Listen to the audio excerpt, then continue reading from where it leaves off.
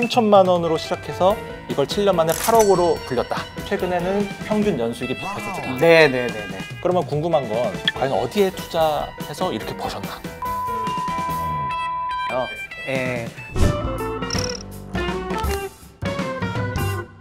네, 지난 시간에 이어서 샌드타이거 샤크 박민수 작가님을 모시고 속성으로 배워보는 주식 투자 공부법에 대해서 더 이야기 나눠보도록 하겠습니다. 네. 예. 이게 좋은 종목을 골랐으면 이게 또 사야 되잖아요. 잘 사야죠. 네. 네. 그러면은 뭐 어느 시점에 사야 되고, 뭐 어떻게 사야 되고, 뭐 이런 게 좀 중요할 것 같은데 이런 매매 어떻게 해야 되는 겁니까? 기다림은 필요하지 않다. 제가 샌드 타이거 샤크 매력적인 종목이 나오면 바로 공격해야 된다고 지난 시간에 말씀드렸죠. 매력적인 종목이면 사는데 다 사는 건 안 돼요. 30%에서 한 50% 정도만 사라. 왜?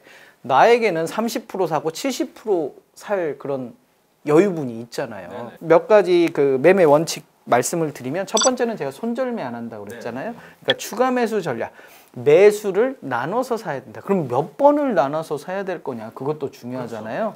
한 마이너스 10%, 마이너스 20%, 마이너스 30%, 한 3번 정도 추가 매수 전략으로 접근하면 어떻겠느냐. 그래서 주가가 좀 버블이다 라는 기업들은 뭐 마이너스 20%, 마이너스 40%, 마이너스 60% 이런 식으로 투자 전략을 해도 좋고요. 특히 ETF 같은 경우는 웬만하면 상장 폐지가 없잖아요. 그렇죠. 그렇기 때문에 상장 폐지가 없는 ETF 같은 경우는 정말 공격적인 분할 매수 전략이 큰 수익을 날 수 있는 그런 좋은 투자 비법이 될 수 있다라고 하고요. 그 다음에 웬만하면 가급적 종목을 매수할 종목은 한 3종목 이내로.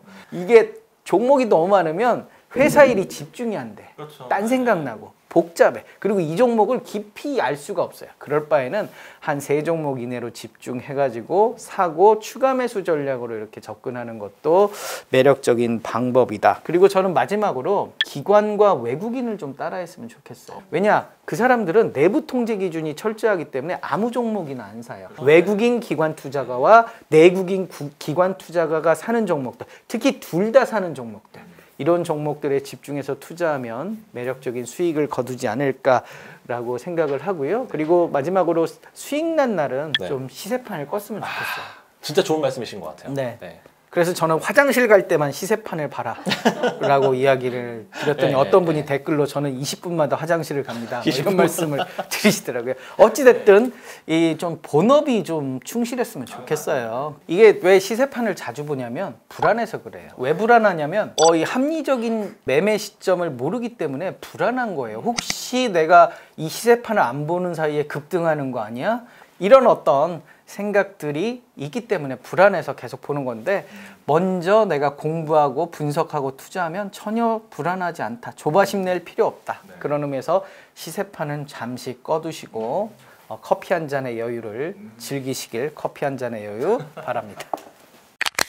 누가 그런 얘기를 하시더라고요. 매수는 기술이고 매도는 예술이다. 그러니까 저는 이 누가 말을 했을까요? 모르겠어요. 사인 받고 싶네. 근데 저 이 말을 되게 공감을 하는 게, 제가 아는 어떤 분은 작년 3월에 이제 코로나 폭락장일 때 삼성전자를 4만 원대 줍줍을 하셨어요. 오래 버티다가 이제 작년 말에 12월에 6만 한 4천 5천 그때 신고가 찍었을 때 파신 거예요. 잘하셨네. 팔면서 되게 좋아하셨어요. 나 차익 실현했다. 근데 한 20% 더 올랐죠. 그렇죠. 그러니까 그런 사례를 보면서 이게 어떻게 팔아야 잘 팔았다고 소문이 날까? 그런 원칙도 좀 되게 중요할 것 같은데. 사실 이게 매도하고 후회하는 건 안 돼요. 매도하고 후회하기 시작하면 그 종목을 다시 사게 돼 있어요. 매도한 다음에 내가 4만 원에 사서 6만 5천 원에 팔았으면 60% 수익 난 거예요. 한 50%. 그러면 난 대단한 투자자예요, 사실. 그거를 직시해야 되는데 항상 우리는 더 못 본 거에 너무 미련이 남아요. 한 번 헤어진 연인과는 이제 당분간은 연락하지 말자. 이게 정답이고요. 만나서 즐겁고 연락하지 말자. 그래서 팔고 나서 후회하는 투자법은 평생 주식 투자하기 어려워요. 자기가 계속 자책하게 되고 그러면 자신감도 결여가 되고요. 예를 들면 1원 내고 이렇게 수익 낸 거는 한 10% 더 벌 수 있었는데 속상해 하는데 한 5% 이렇게 손해본 경우들이 있거든요. 그런 경우들은 또 손해를 조금 냈다고 이렇게 즐거워해요. 그러니까 이게 심리 자체가 이런 번 사람이 사실 주식자 저자란 거잖아요. 5% 손해본 것보다. 그러니까 너무 그거에 연연할 필요는 없고요. 저는 그 매도 원칙을 PER 기준과 배당 수익률, 시가 배당률 기준으로 보통 정해요. 그러니까 미래 PER 기준으로 예를 들면 5배다. 그러면 나는 미래 PER 기준 10배까지 기다려보겠다. 그리고 시가 배당률이 8%인데 나는 한 6%까지 기다려보겠다. 이렇게 기다리는 거예요. 그러면 결국 실적 개선세와 어떤 배당 이슈로 그런 목표점에 도달하면 미련 없이 매도를 하는 그런 편이고요. 두 번째로는 특정한 이벤트가 있는 날까지 기다려보는 거예요. 우리가 증시 격언에 뉴스에 팔아라 그러거든요. 그 말은 뭐냐면 더 나을 뉴스가 없어서 그래요. 매도 시점 자체를 어떤 미리 본인이 좀 세워놓고 매도를 했다라고 하면 후회하지 말자. 네, 이걸 또 강조를 드리고 싶네요. 네. 호재 뉴스와 악재 뉴스 어떻게 봐야 되는 거예요? 네, 이걸 어렵게 생각하면 한없이 어렵고요. 쉽게 생각하면 또 한없이 쉬워요. 그러니까 우리가 인생사와 엮으면 돼요. 돈 많이 벌면 당연히 좋은 거잖아요. 여러 가지 호재 이슈 중에 실적 개선이라는 키워드를 가장 좀 강조를 1번이 드리고, 실적이다. 예, 네. 실적 개선만 그냥 찾으시고 미래의 실적, 한 2, 3년 후의 실적, 그 다음에 성장성 이런 부분들을 가장 키포인트로 맞추시면 좋겠다. 악재 뉴스는 아무래도 실적 악화겠죠. 실적이 개선되는 기업들이 있으면 실적이 악화되는 기업들. 저는 실적 악화 기업들은 웬만하면 잘 안 보려고 그래요. 그 다음에 이제 주가가 버블일 때 나오는 거래소에서 친절하게 경고 시그널들이 있어요. 그게 투자 경고 종목 지정 예고예요. 투자 경고 종목이 지정이 되면 빚 투자가 안 돼요.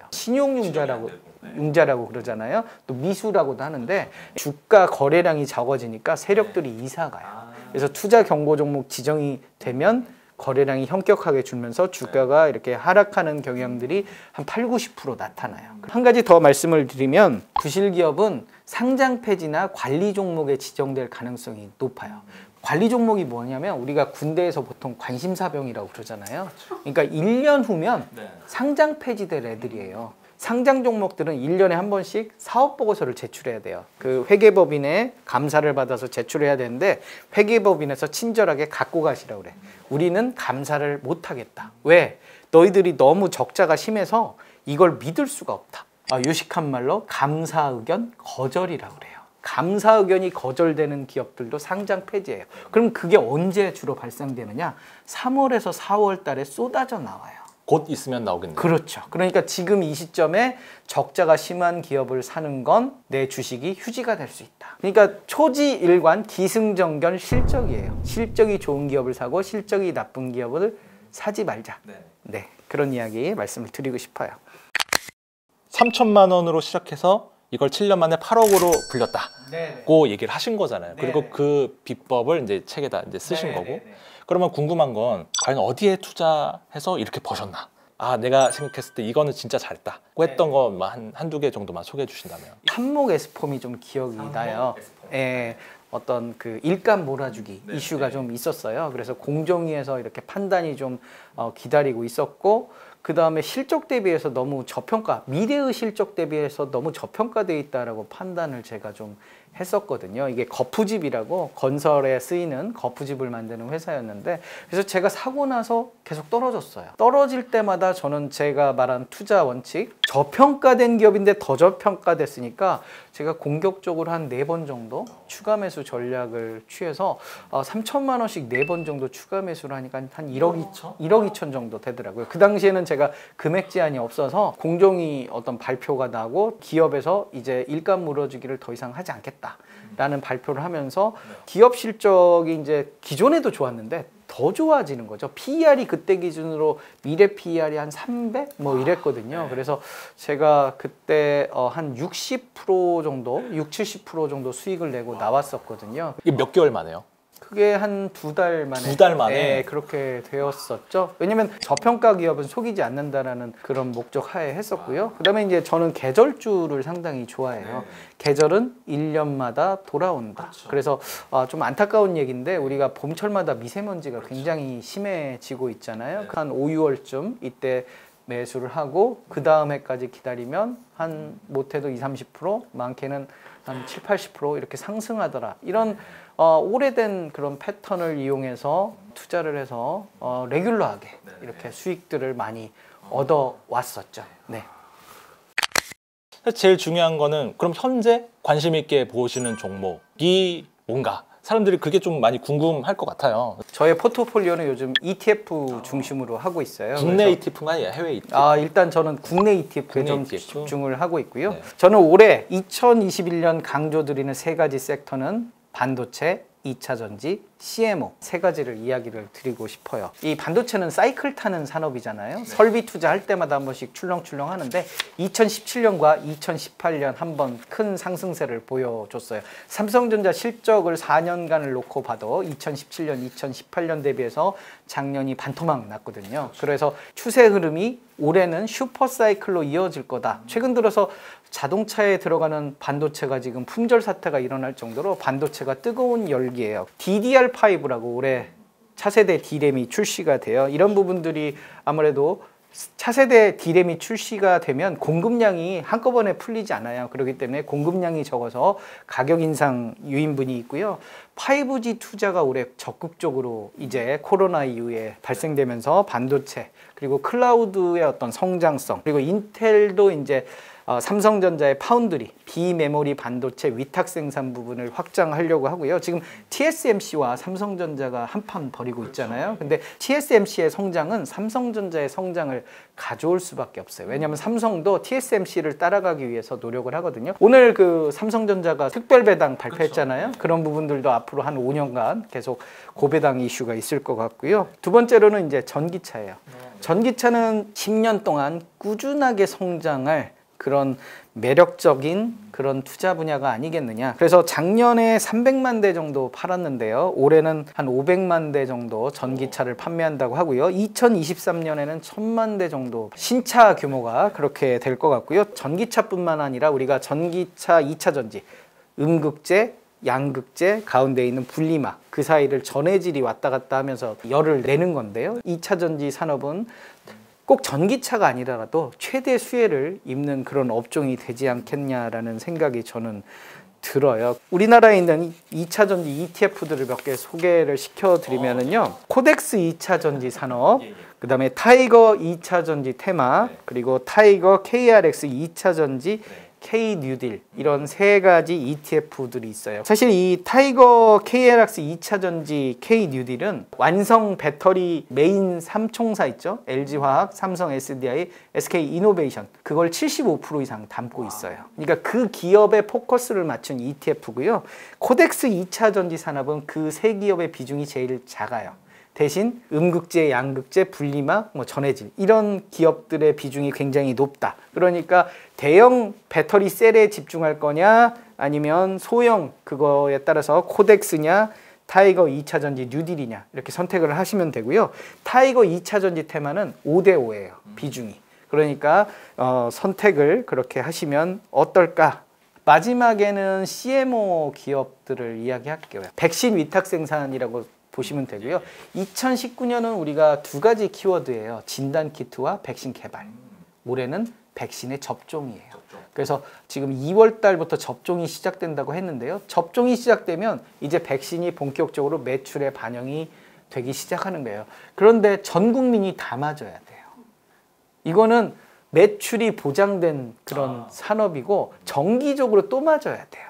주기적으로. 그리고 변종 바이러스들이 계속 생기기 때문에 앞으로 이 산업은 계속 발전할 거고요. 삼성 바이오로직스는 2023년에 제사 공장이 송도에서 완공이 돼요. 축구장 크기 한 25배에서 한 30배 사이. 근데 지금 1에서 3공장이 그 정도 규모거든요. 매출이 2023년이면 2배로 늘어날 수 있는 개연성도 있고요. 그래서 주로 이제 뭐 녹십자라든지 삼성 바이오로직스라든지 SK 바이오사이언스, 특히 SK 바이오사이언스는 올해 1분기 상장 예정이 되어 있거든요. 그래서 모회사인 SK 케미칼이 주목받을 수 있어요.